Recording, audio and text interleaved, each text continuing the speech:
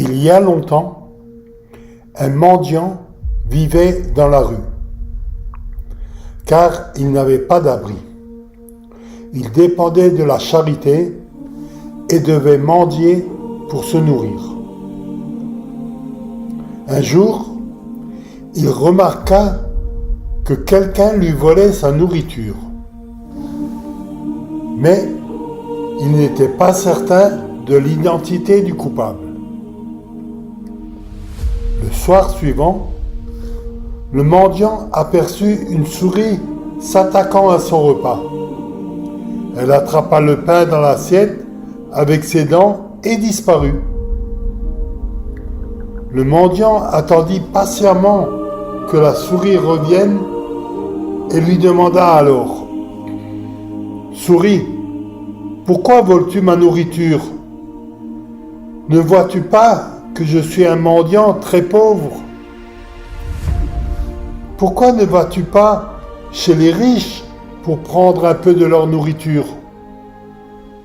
Je suis sûr qu'ils en ont plus que moi. » « Mendiant, je ne peux pas l'expliquer, » répondit la souris. « Mais c'est à moi de veiller à ce que tu ne puisses jamais posséder plus de 7 choses à la fois. C'est pourquoi je te vole tout ce qui dépasse ce nombre. C'est mon dessein. »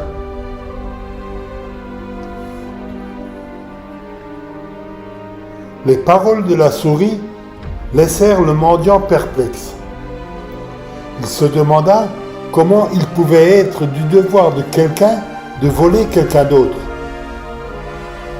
Le lendemain, lorsque la souris vola à nouveau le pain de son assiette, le mendiant décida d'aller trouver Bouddha et de lui demander pourquoi il ne pouvait posséder que cette chose. Il emporta sa nourriture et se mit en route. Le mendiant marcha toute la journée jusqu'à la tombée de la nuit. Il chercha un endroit où passer la nuit et aperçut une maison. Le mendiant frappa à la porte et demanda s'il pouvait y passer la nuit.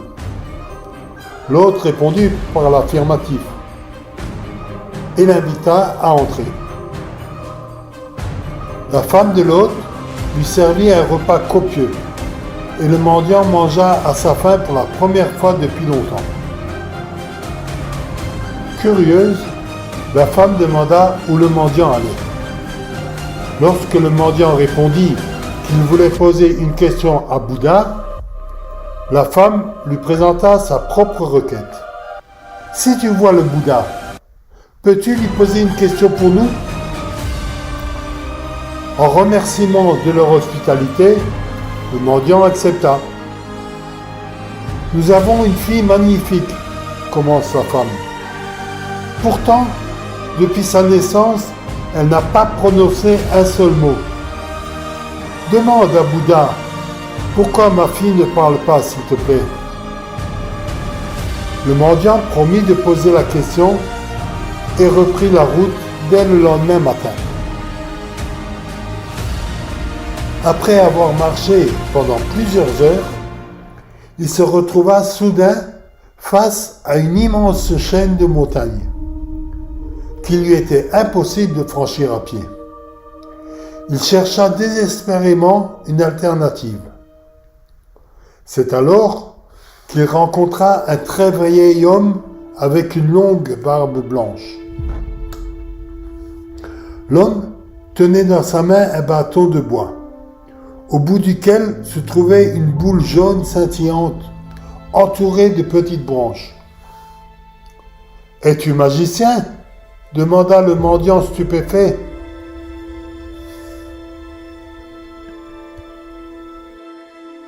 Le vieil homme répondit par l'affirmative et demanda à son tour ce que faisait le mendiant si haut dans les montagnes. Le mendiant expliqua qu'il voulait demander au Bouddha pourquoi il devait mener une vie de pauvreté. Mais les montagnes lui barraient le chemin. Il ne pouvait pas aller au temple de Bouddha. Le vieil homme lui proposa alors son aide. « Vole avec moi, proposa-t-il. Je t'emmènerai au-delà des montagnes. »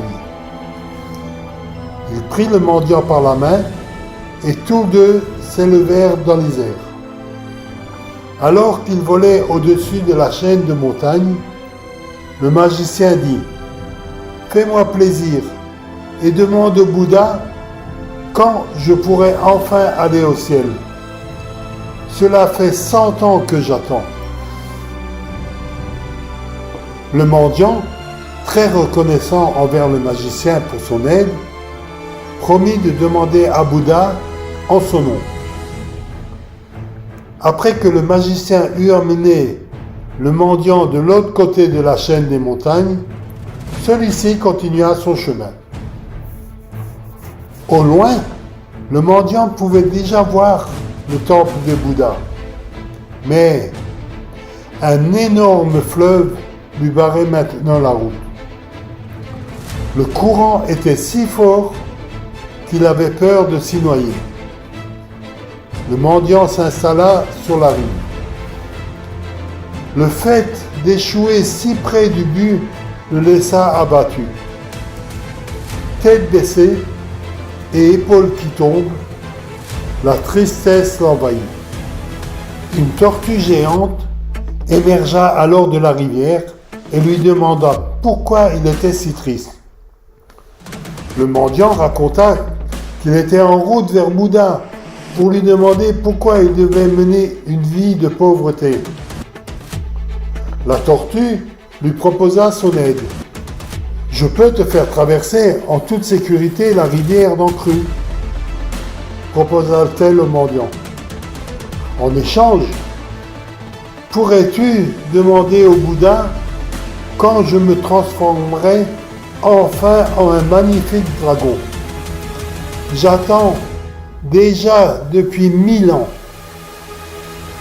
Le mendiant fut reconnaissant de l'aide apportée par la tortue et promit de poser également sa question à Bouddha. Enfin, de l'autre côté de la rivière, il arriva à destination. Il entra dans le temple et vit Bouddha assis en position de lotus. Le mendiant joignit ses mains et s'inclina profondément.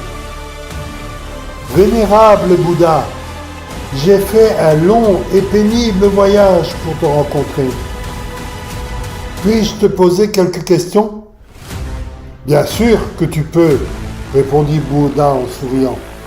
« Tu peux me poser 3 questions. »« Mais j'ai 4 questions à te poser. » Le Bouddha resta silencieux. Le mendiant se demandait quelles questions il devait laisser de côté. Il se sentit très désolé pour la pauvre fille qui n'avait jamais parlé et demanda à Bouddha « Pourquoi cette jolie fille ne parle-t-elle pas ?»« La fille parlera dès qu'elle rencontrera son âme sœur. »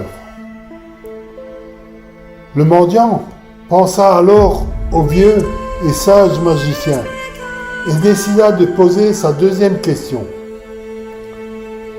Le vieil homme n'a qu'à lâcher son bâton auquel il s'accroche convulsivement depuis 100 ans, répondit le Bouddha.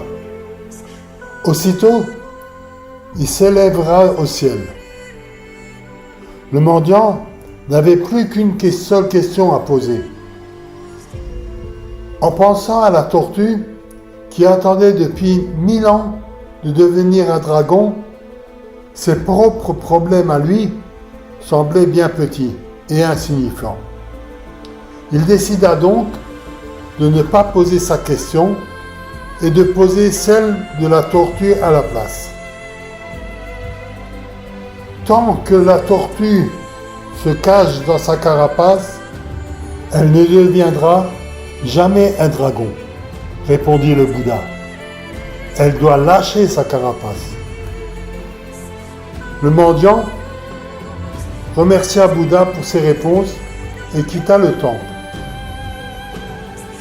Sur le chemin du retour, il rencontra la tortue et lui raconta la réponse du Bouddha.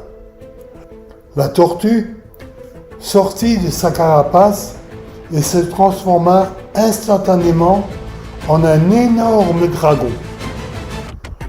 Le dragon remercia le mendiant et s'envola joyeusement dans les airs.